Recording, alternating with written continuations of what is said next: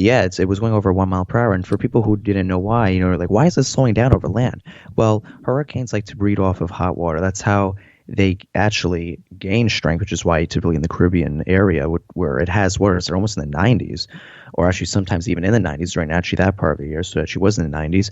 That's what hurricanes love. They love warm water. And the reason why I was going slow is because it was really taking advantage of that warm water around the Bahamas. I mean, the Bahamas are pretty small islands. Doesn't mean that they are not as excuse me, that doesn't mean that they are assisting, because they weren't really assisting, because any type of land does in fact take away energy from the hurricane. But it definitely does have a pretty big impact, I would say, when you look at what happened, because a hurricane moving at 1 mile per hour, especially with 185 mile per hour winds, that's destructive. Looking at a lot of the photos, I mean, you see homes destroyed, you see boats just on land, you see everything almost like rubble. It almost looks like a tornado came in and destroyed everything and just left all the rubble there for everyone else to pick up. Very, very different than what it used to look like. And what is really going to be an issue then is, there might be people under the rubble there. There might also be any sort of bodies there that they might not be able to find. I mean, there could be thousands of people dead, because think about it, a lot of people said, I might just stay here, because they always say, oh, the hurricane. And it's very hard to evacuate. You can't just go north up the country and into the center of the country if you really need to, because it's just an island. Like if you're, for example, in like Jacksonville, Florida, you maybe go up to like Mobile, Alabama, and you maybe would be able to escape the storm. But you can't do that in a time and a place where there is just very small island, and it's probably a feeling. I mean, I guess if you're in it, it's a feeling of just being trapped. Yeah, I mean, because even when they had the damage, like looking at live photos of when the hurricane was there, I mean, the flooding was disastrous. I mean, I think the sea level, the surge, I believe it got up almost to 20-something feet high there. I mean, this is absurd. This is like what you get in the middle of the Pacific or the Atlantic during a storm. I mean, this is like these types of storm surges destroy areas. I mean, destroyed the majority of the Bahamas that got hit.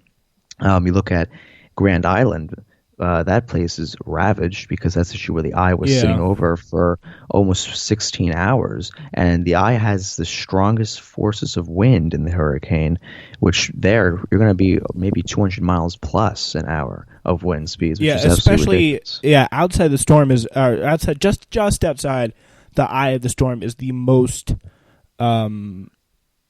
dangerous area, because just look at it's pretty crazy stuff. And I remember just this past week just seeing when the eye of the storm came up to where we are here in New York, just some of the clouds circulating in such a crazy way. It was just this past Friday, and like imagine it's that just a billion times worse. Give you some idea. An estimated 70,000 people have been left homeless at this time. Prime Minister Hubert Minnis said that residents are facing an hour of darkness. He says, quote, "We acknowledge there are many missing and the number of deaths is expected to, quote, significantly increase." Security Minister Marvin Dames said officials had never seen such a level of devastation. Survivors waiting to be evacuated to the capital, Nassau, said Friday that Grand Abaco, one of the hardest hit areas, is, quote, uninhabitable. Only animals can live here, says one man. He told the AP that. Others told NBC News they'd wade through dangerous waters with several bodies floating by as they sought shelter and safety. It's like an atomic bomb went off, says one resident. So time is running out, said the Washington Post, to retrieve some of the stranded hurricane victims. And yeah, they really, really are in need of help. So George F. Menze, per the Washington Post, a Coast Guard pilot, said he wished there was a clinic closer to the affected islands than the hospital in Nassau, a trip that can take 45 minutes by helicopter. He said the response was typical for a hurricane as devastating as Dorian, which he said was like a giant tornado. A 5-month-old was starving, said one report. An 9-year-old man had a broken back. 2 diabetics, 2 children, and 1 spouse were struggling. A woman somewhere on a baseball field had a decreasing heart rate. A 60-year-old man needed dialysis, and a 400-pound man was suffering from blood clots. So yeah, it's just such a crazy, crazy time right now. So the Bahamas, it's absolutely ravaged, and some of the water isn't even fully gone yet. which is pretty incredible. So yeah, the storm weakened as it later moved north along the U.S. eastern seaboard. As a Category 1 storm, Dorian made landfall over North Carolina's Outer Banks on Friday morning, leaving some 350,000 people without power in North and South Carolina. It caused catastrophic flooding on Oracoke Island before moving out to sea. It's now heading toward eastern Canada, so probably not going to make really too big of a dent there. So meanwhile, Trump was on Twitter Saturday morning to woefully downplay the number of casualties in the Bahamas, unsurprisingly, and praise himself. So yeah, he says, the first thing is, thank you to Bahamian Prime Minister Hubert Minnis for his very gracious and kind words in saying that without the help of the U.S. and me, there would have been many more casualties. I give all the credit to FEMA, U.S. Coast Guard, and the brave people of the Bahamas. It's very nice. So you can look at if you really do want to help us, obviously you should if you can. Very, very important. Go to hurricanereliefbahamas.com to donate. That's the Bahamian consulate in Miami has a little bit of a setup there. And if you can, you donate some things like tents, batteries, non-perishable food items, cots, potable or purified water,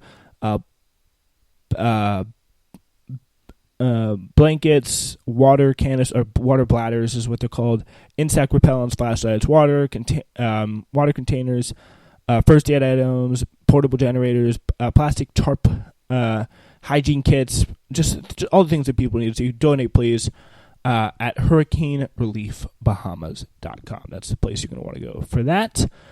All right, we turn now to Washington, where House Democrats returned to Washington this week, poised to significantly broaden their nascent impeachment inquiry that's just beginning to get underway as the August recess comes to an end. And it's going to really go beyond the findings of the Russia investigation, but they will confront a fast-dwindling political clock. Democratic lawmakers and aides have sketched out their robust 4-month itinerary of hearings and court arguments they hope will provide evidence to credibly portray Trump as corrupt and abusing his power. What do you think about the case for impeachment, and do you think it's worth pursuing at the time for the Democratic Party? Well, I take it definitely as a way. I think if they really want to do it, they're going to need to be very cautious on this because personally, for me, I'm against the idea of impeachment because of the fact that I think that, first off, I think the best way to impeach this guy is just to get him out of office. By beating him in a damn election. Yeah. I understand people don't like him, and I understand the fact, you're not going to have everyone liking you all the time. And yes, he is a controversial leader. I'm not a supporter of him at all, but I think they need to be very careful with this because I'm not saying that he is a good person, but there are people in this country who do think they are, but then also voted for a Democrat in the House elections last year in 2018. So I think we really got to be a little bit cautious here because a lot of the Democratic majority can be given up to many of these swing districts in which Trump voters in 2016 kind of a little bit fed up with how Trump is, but also kind of fed up with how regular Democrats are, but then also said, okay, well, maybe this representative here, maybe that should be better than what we currently have right now in Washington. So that's why people kind of threw their hat behind many Democrats in swing districts.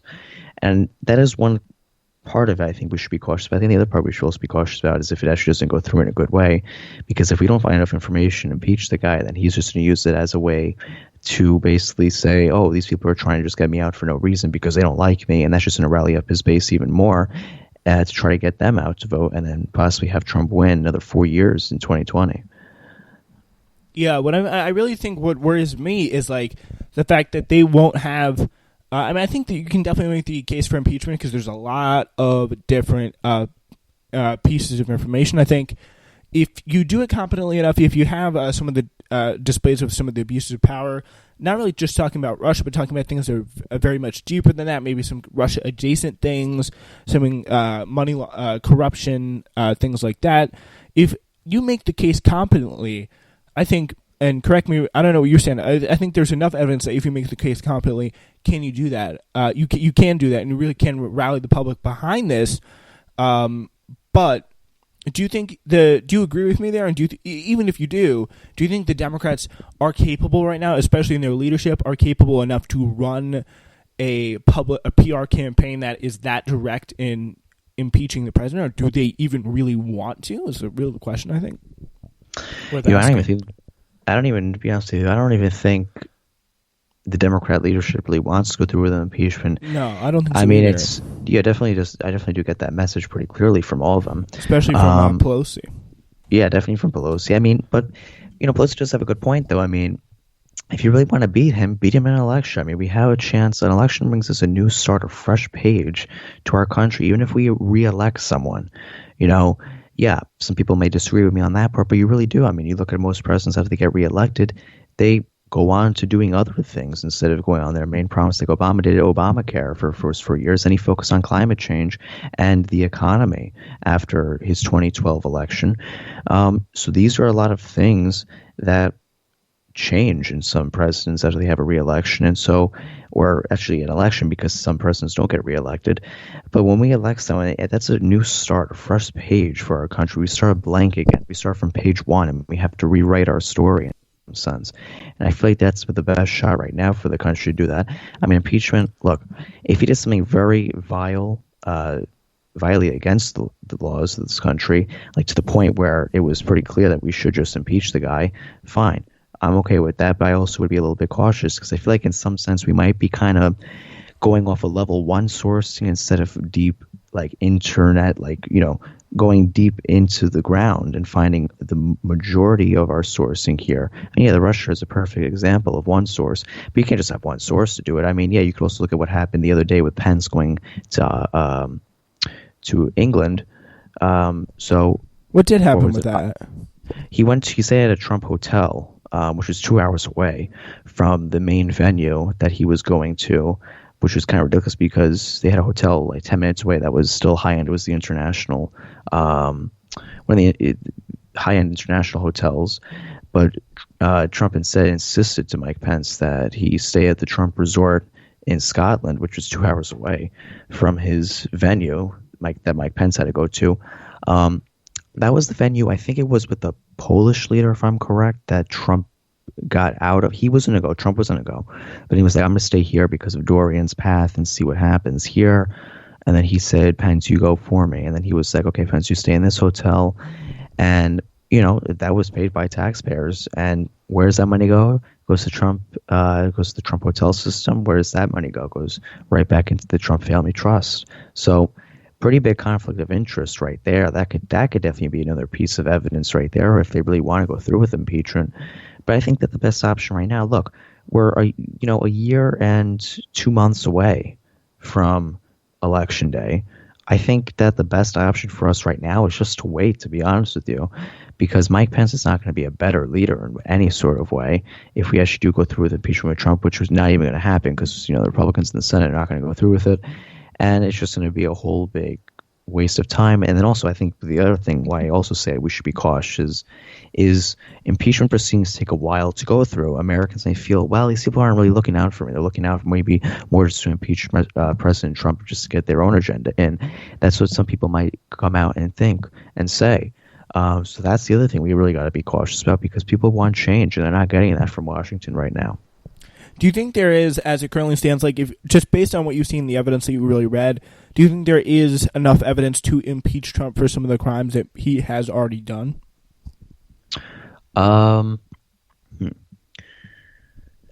Yes and no, because it also matters on how you read and take information out of the Mueller report. Mueller said that it wasn't supposed to basically get Trump off the hook whatsoever. He did say that Trump definitely wasn't thrown off the hook with that report, but it also really matters on how you're going to read that document and take off it. But I mean, the one that I mentioned with the hotel, that's a perfect example of conflict of interest. Yeah, and that could definitely be a red flag right there with the one for the hotel. Mm-hmm. I definitely think there's other things that are outside the Mueller report that are, I think, plenty suspect as well.